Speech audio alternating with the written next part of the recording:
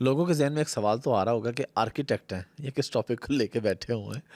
तो हाँ, वाक़ई सवाल देखें जी, बनता आर्किटेक्ट तो है। होने से पहले और बिजनेसमैन होने से पहले अल्लाह पाक की अता की हुई ज़िंदगी एक सांस लेता इंसान आपके सामने बैठा हुआ है, और फिर अल्लाह पाक के इज़्न से वो मुसलमान भी है।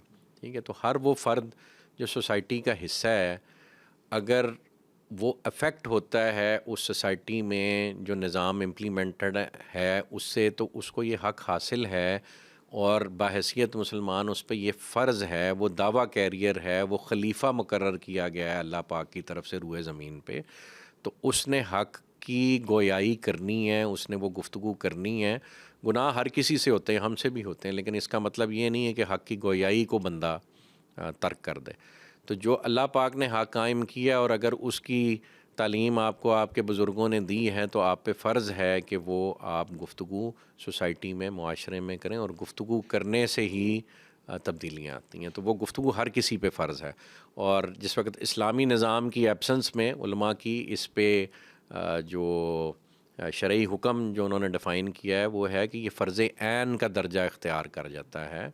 खिलाफत की एब्सेंस में खिलाफत का क़याम, या इस्लामी निज़ाम की एब्सेंस में इस्लामी निज़ाम के क़याम के लिए एफ़र्ट करना, तगो-दो करना, बोलना, हर किस्म का इसराफ़ करना, वो आपके फ़र्ज़ ऐन के दर्जे में आ जाता। तो ये फ़र्ज़ है, इससे कोई भी जो है वो नज़रें नहीं चुरा सकता। साथ ही अभी तक की गुफ्तगू से हम खिलाफत वगैरह की बात करें, अब थोड़ा ज़रा और तरफ आते हैं। आपके ज़हन में मॉडल कौन-सा है? आप कहीं ईरानी या तुर्की मॉडल की बात तो नहीं कर रहे? और दूसरी बात मैं यहाँ पे एक और ऐड करना चाहूँगा, अरब ममालिक के इस्तेहकाम की क्या वजह है? वहाँ पे देखिए स्टेबिलिटी है, वहाँ पे उनके जो करेंसी है, रियाल आज से 5-6 साल पहले जहाँ पे था डॉलर के मुकाबले में देखें, तो वहाँ पे वो मसाइल नहीं हुए जो पाकिस्तान में हो रहे हैं। तो फिर अब वहाँ पे देखिए हालाँकि बादशाहत भी है, मलूकियत भी है, फिर भी स्टेबिलिटी है वहाँ पे। अच्छा अहमद भाई, पहली तो बात ये है कि जो अल्लाह पाक के हुक्म का नफाज है ना, वो स्टेबिलिटी उसका क्राइटेरिया नहीं है। ठीक है।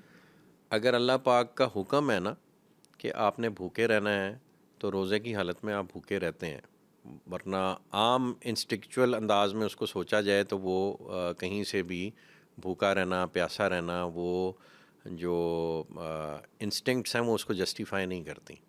लेकिन चूँकि अल्लाह पाक का हुक्म है, तो आप भूखा प्यासा रहते हैं अल्लाह पाक की रज़ा की खातिर। तो पहली तो बात ये कि मलूकियत या बादशाहत में बज़ाहिरन अगर आपको स्टेबिलिटी नज़र आ रही है, तो वो स्टेबिलिटी बुनियाद नहीं बन सकती अल्लाह पाक के हुक्म को डिनाई करने की। गॉट ठीक है? इट।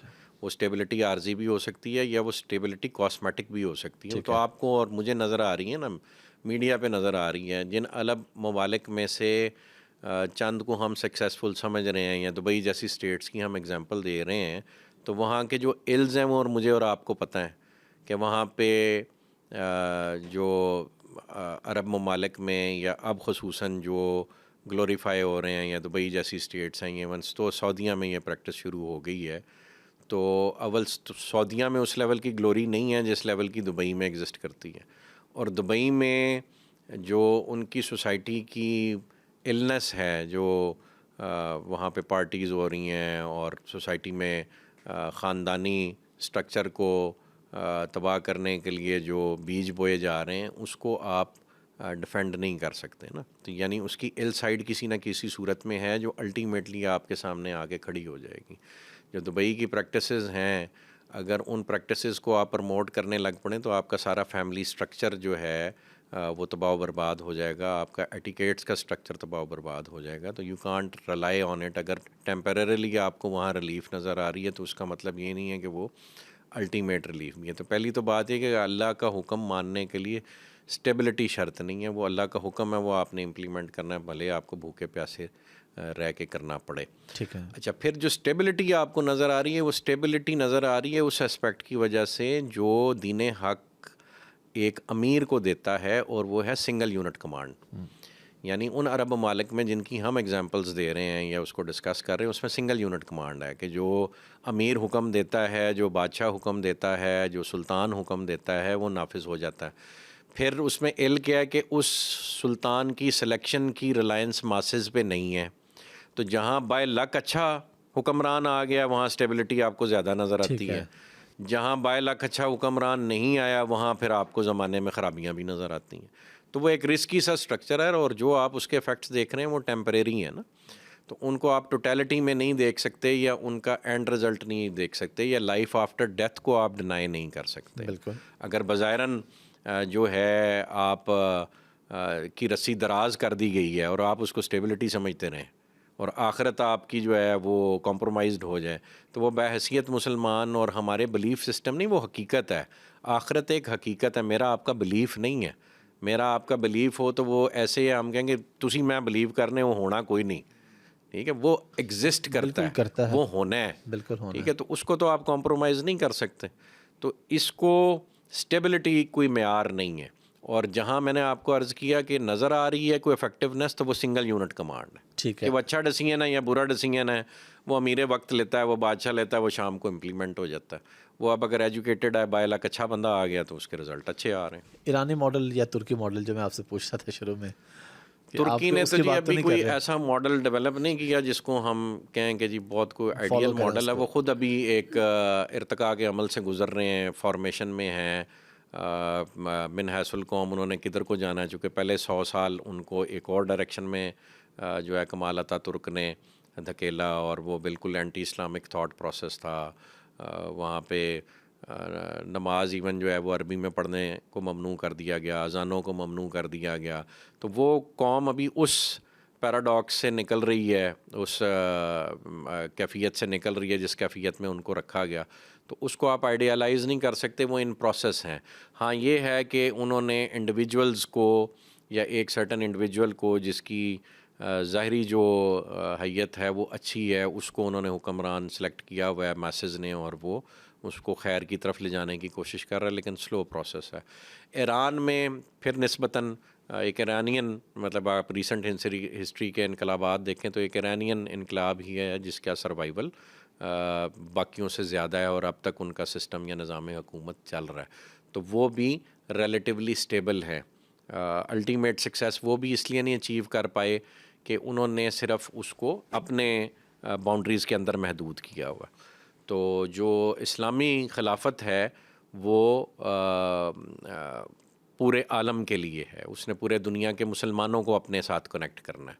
और जिस तरह से अमेरिकन डॉलर फ्लरिश किया, उस तरह से कोई करेंसी हो जो मुसलमान ममालिक में हो और वो एक जैसी हो और वो गोल्ड बेस्ड हो, या वो जिस तरह से हिस्ट्री में उसकी रिलायंस गोल्ड पे होती थी या गोल्ड रिजर्व्स पे होती थी, उस तरह से आप डेवलप करें तो इकोनॉमिक स्टेबिलिटी भी अचीव करना एक एहसन और आसान अमल होगा। और फिर मैं समझता हूँ कि अगर दुनिया में एक ही रियलिटी है और वो रियलिटी अल्लाह पाक ने आपको दे दी है, तो आपको तो ये चाहिए कि आप नॉन मुस्लिम्स को भी उस रियलिटी की हकीकत से रूशनास कराएं। मसलन दुनिया में जो हमारे वेस्टर्न ममालिक हैं जिनको हम आइडियलाइज़ भी करते हैं और उन पे इल्ज़ाम भी लगाते हैं कि हमारे यहाँ के सारे निज़ाम जो बिगाड़े हुए हैं उन्होंने बिगाड़े हुए हैं और ये वॉर इकॉनमी पे रिलाई कर रहे हैं, उनकी सारों की रिलायंस एक मेजरली वेपन इंडस्ट्री पे है। यानी पहले वो वेपन क्रिएट करते हैं, फिर वो ये इंश्योर करते हैं कि पूरी दुनिया में जंगें लगती रहें और हमारा वेपन बिकता रहे। यानी वहाँ जो कैपिटलिस्ट हावी हैं उनकी रिलायंस उन कारोबारी अफराद की या सरमायादार अफराद की रिलायंस वेपन इंडस्ट्री में है, वो फिर पूरी दुनिया में जंगें कराते हैं। तो अगर आप उनको एक ऐसा निज़ाम वहाँ के मैसेज को प्रीच करें जो हक पे बेस्ड हो, जो खैर पे बेस्ड हो, जो नेचुरल इंस्टिंक्ट है उस पे बेस्ड हो और वो खैर देता हो, तो वो वॉर इकोनॉमी क्यों रेज़ करना चाहेंगे? तो आप उनको खैर का पैगाम दें कि यार ये मेरा तेरा पैगाम की बात नहीं है, ये मुसलमान और गैर मुस्लिम की नहीं है, ये खालिक़ कायनात का दिया हुआ निज़ाम है। इसको तुम भी अपने यहाँ नाफिज करोगे और जिस जिस शोबे में तुमने नाफिज किया, जिस तरह अल्लाह रब्बुल इज़्ज़त कहते हैं, तो तुम्हें उसकी रिलीफ मिली है। तो अगर पूरी दुनिया इस खैर के निज़ाम को इम्प्लीमेंट करेगी तो पूरी दुनिया में इसके नताइज खैर के आएंगे इंशाल्लाह।